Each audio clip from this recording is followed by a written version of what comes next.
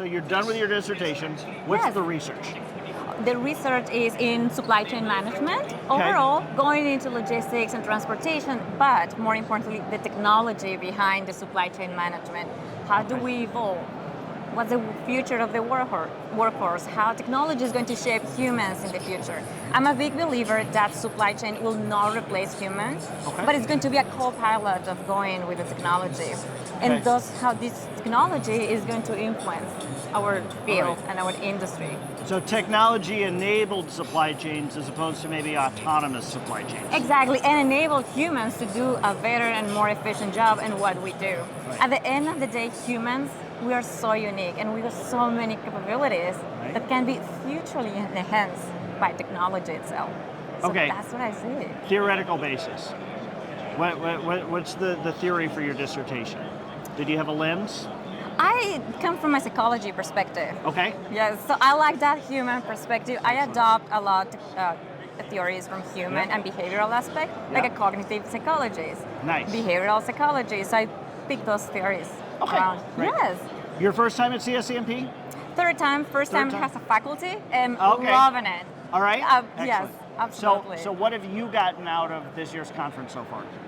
Three main things. The first one is you can see how supply chain evolves, how we are going, where are we going, what are we doing. Then you can see the new workforce. I'm so glad to see young faces just getting involved. We've got a ton of our students here this year, which is fabulous. Exactly. And the third one is how supply chain network is so unique, but also so supportive between the faculty and the industry, and that's what we do.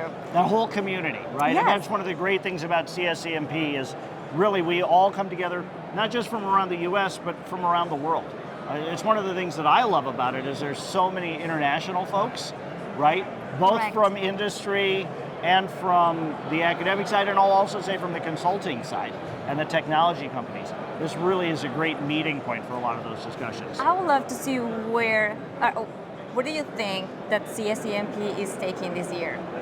Where you have seen that is going above average? What do you see CSCMP having that this year going there? Yeah, I mean, at a basic level, I feel like we're really still rebounding from COVID. Okay. Right? And so we've missed a lot of interaction and innovation and collaboration because we've been separated. We haven't been able to travel.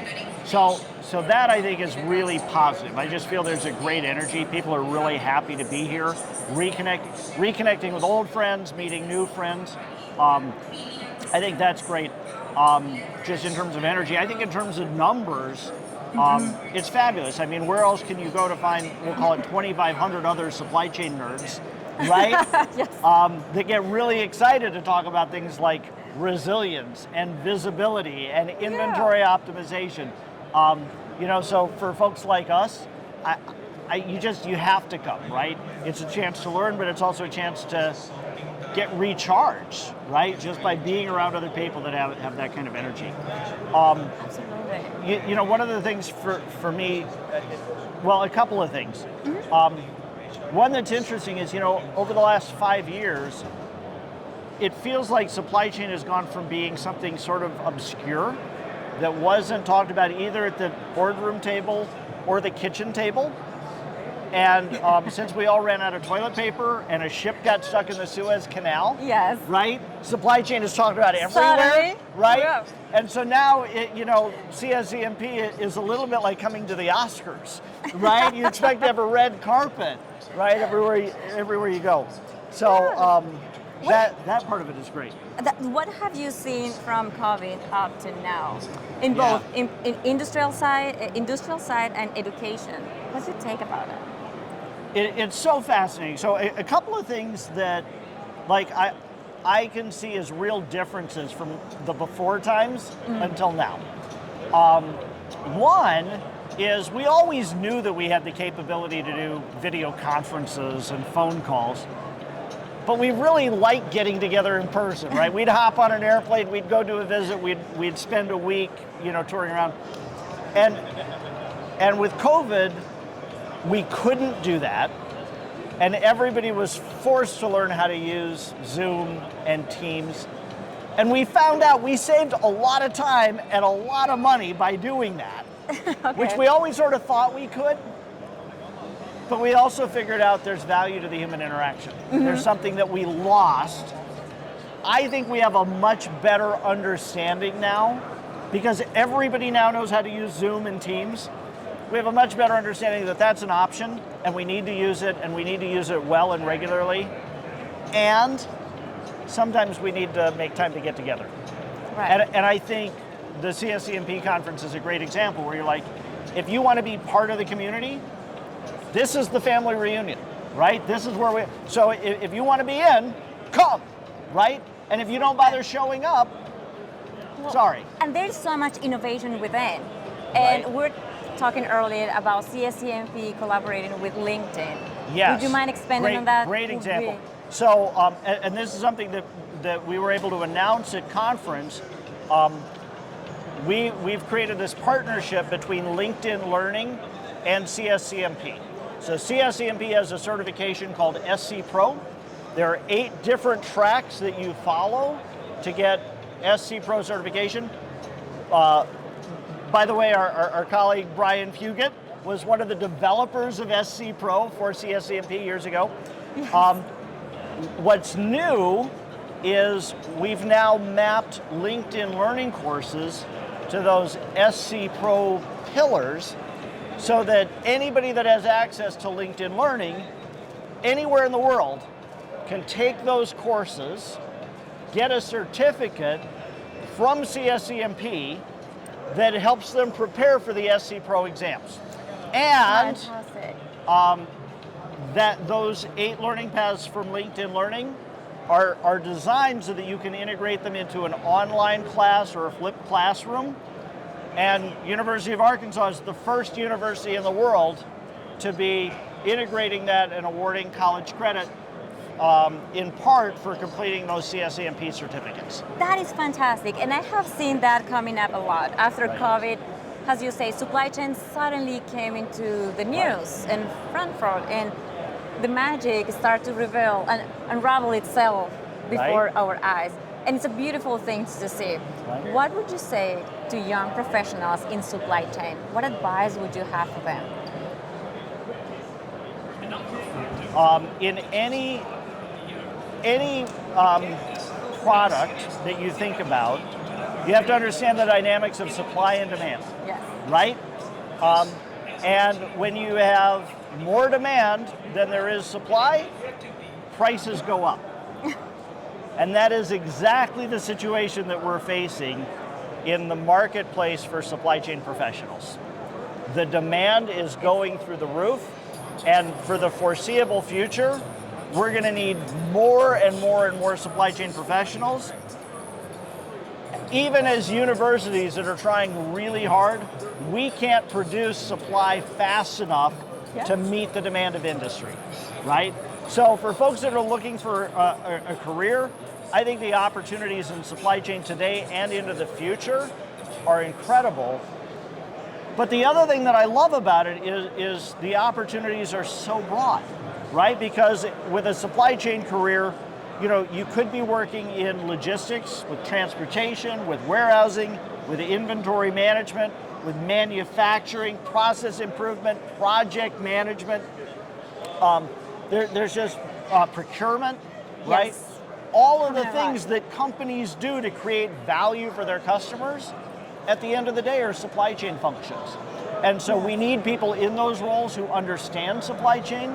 And once you're in one of those roles, it becomes a stepping stone into any of the others. So no matter what industry you want to work in or what region of the world you want to work in, there are opportunities in supply chain management. And the odds are the opportunities are going to be there and getting better for a long time.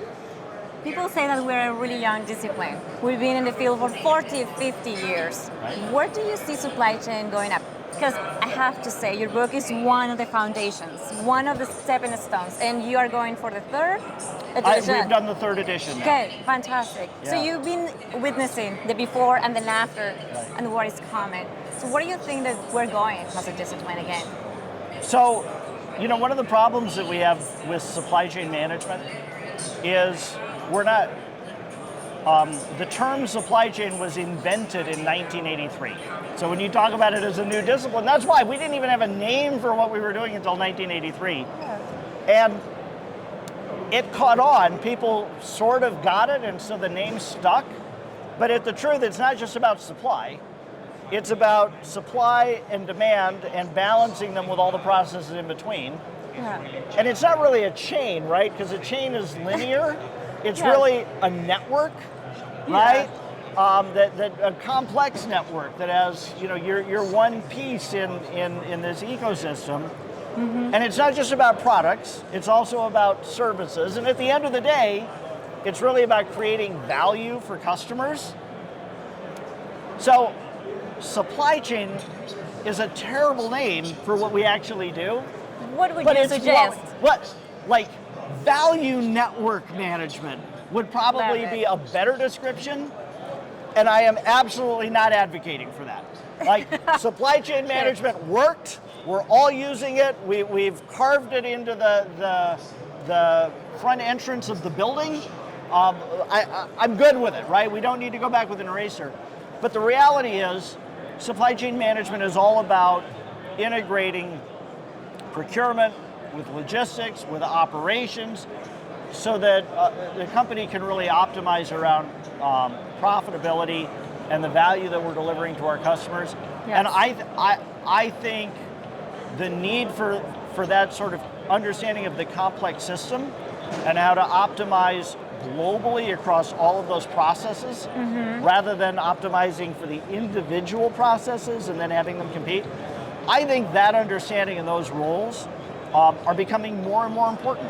And I think executives in companies are becoming more aware of the fact that many of their problems are a result of the people in their organization not understanding supply chains, not having that set of lenses with which to view their problems and make decisions. It wouldn't be a CSCMP conference or topic without adding the AI part. Love to hear you think about it. And this would be a great conversation since you're doing technology stuff. I'll share a quick story. A few years ago, one of the exhibitors at CSCMP had developed an AI-based version of the beer game, right? Oh. The simulation that we all play as part of our supply chain education. Yes. And so you could go to this computerized game and you could play the beer game and make the decisions yourself. And they had an AI version of it playing alongside that you were competing with. Okay.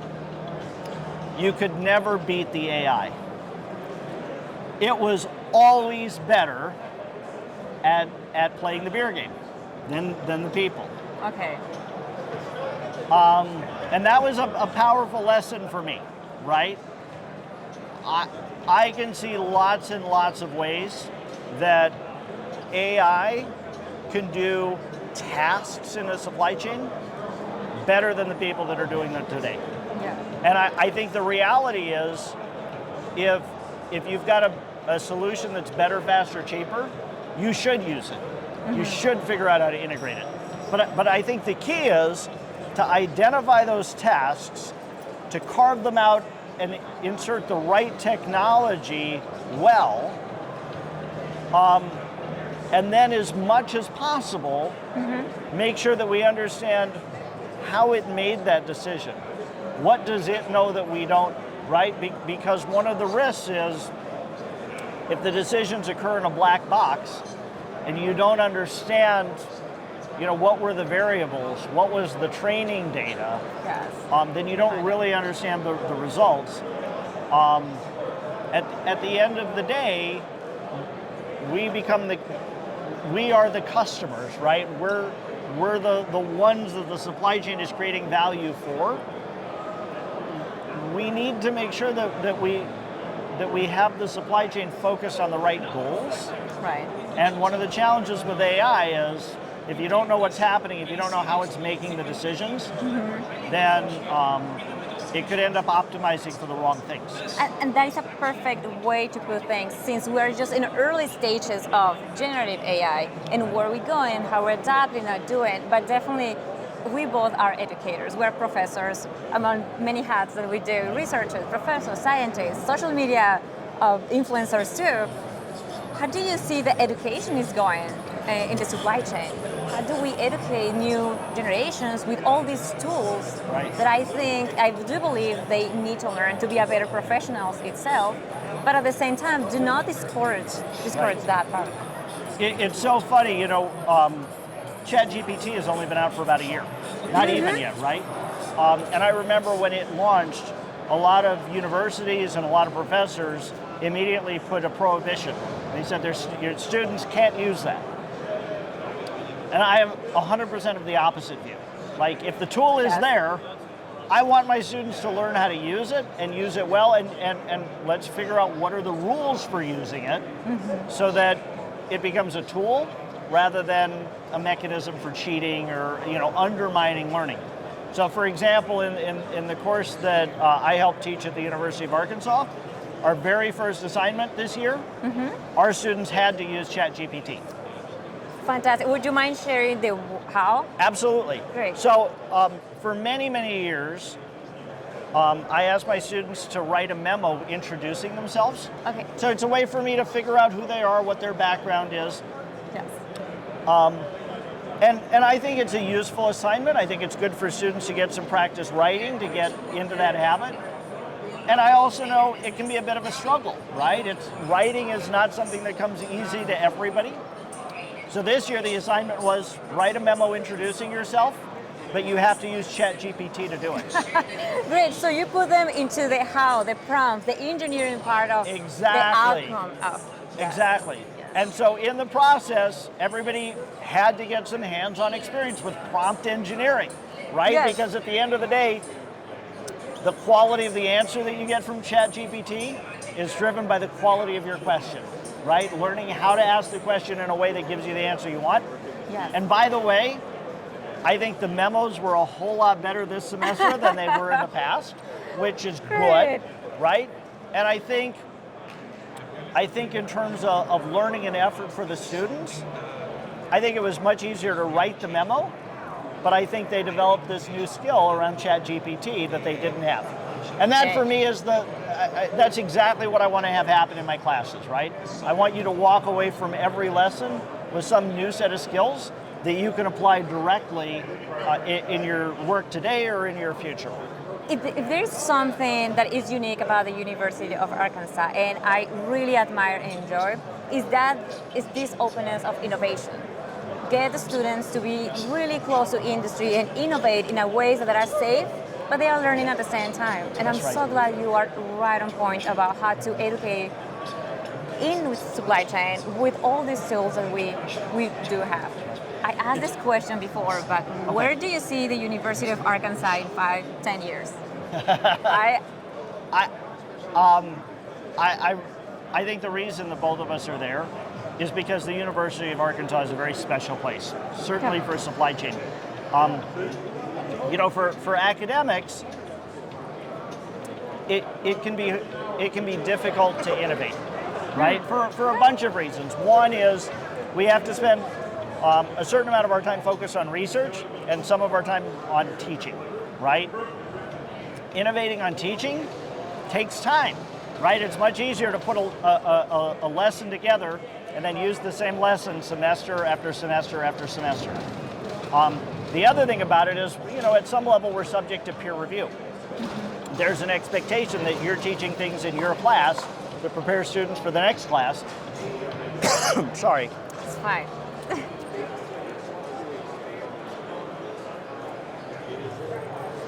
We'll roll back a little bit for the editors. They will take care of that. Don't worry. So, it's hard to innovate sometimes as a professor because you're splitting your time between teaching and research. Innovating on teaching means it's taking time away from research. That's one challenge. The second challenge is around what I'll call peer review and expectations. You're expected to be teaching things to prepare students for the next class. And that makes it hard to change because there's sort of this whole system built around expectations. Right. Sorry. We wearing them out? Does he need a... Dude, you did great. I'll feed you. Oh, no. Thank you. Good. You're good. Okay. The second part is around peer review, right? We've got these expectations that you're teaching things that prepare students for the next class. And so if you change something in your class, it can make it harder for the professors they have to take in the future. What I love about the University of Arkansas is we're so in tune with what's happening in the industry, what's happening in the environment, that we have a lot of flexibility to try new stuff. And we're much more comfortable with innovation and experimentation in the classroom than a lot of other universities that I work with. One of the other things that makes us really special is the level of direct engagement with industry. Yes. Our corporate partners for the University Research Center, but also, a lot of those executives come and they present in our classes, right? And they have personal relationships with the faculty. So we really understand what's going on, what their needs are. We're helping companies today work on the supply chain problems they're facing now and that they see coming down the road. And that's really valuable, right? Having those relationships and having that insight.